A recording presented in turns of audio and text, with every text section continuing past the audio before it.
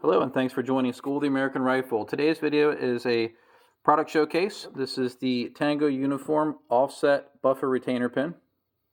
Now this product is for someone who may be experiencing buffer damage. So here is a buffer. You can see the impact marks all the way around the circumference. This type of damage right here is from the buffer hitting the buffer retaining pin when the bolt carrier is coming home or into battery. Now that can be for one of several reasons. Sometimes it can be the hole in the low receiver here is drilled in the wrong place. It can be the bolt carrier is too short, or it can be the upper receiver, the nose where the barrel seats can be too long. So the barrel basically sits further forward, which allows the bolt carrier to travel further forward. So what this gadget does, instead of the regular pin that just has a nipple in the center, it allows you to custom fit this to allow the buffer to come further forward. Now I've already cut this one before we started the video, but I'll try to mock this up to show you in real time, so hopefully it makes sense. So this is a beat up receiver extension or buffer tube, but I'm just using it for a demonstration. So if your buffer retainer was a normal one, you would get the tube in about that far. And if we put the buffer assembly in here, it would stop right about there. But if you have this buffer where you can cut the shelf further forward, here it is factory, and here it is cut further forward. Let me try to get it in my hand so we can get a better contrast. This is factory, and this is cut further forward. So you can basically custom fit this. So instead of the buffer stopping here, it can come further out because the shelf gets cut forward. So I'll go ahead and mock it up just to show you.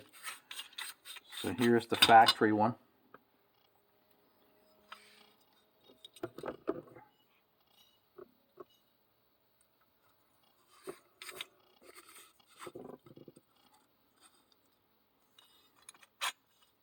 All right, put this in here.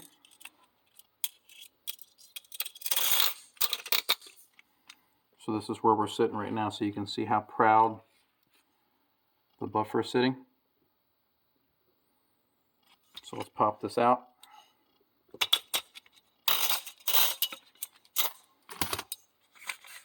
And put the modified one in here. And this is where you may have to do some gunsmithing, because sometimes the receiver extension or buffer tube will come too far in. Does that make sense? Right there, there's a lip, and your upper won't close against it.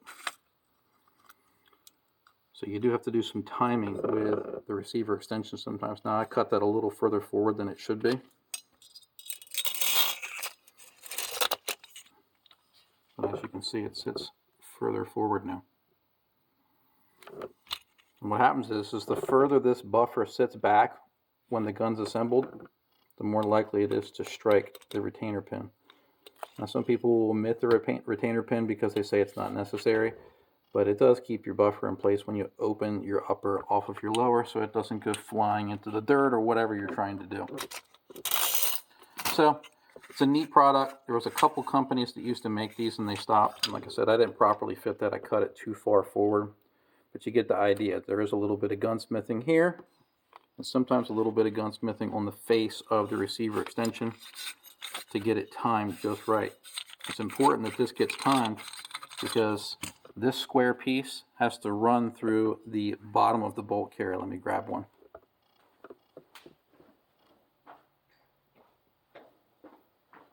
So you can't just let it free spin.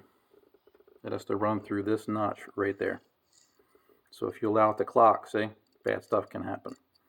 So it's very important that this shelf mates it properly like this.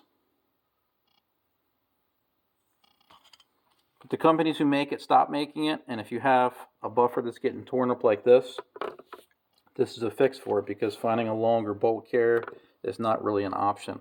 So it's either usually your lower causing the problem or the upper receiver nose being too long. So this is just a quick fix. If you have a lower that's out of spec and you know that the lower is the cause, as always, I hope you found this video educational, and thanks for watching.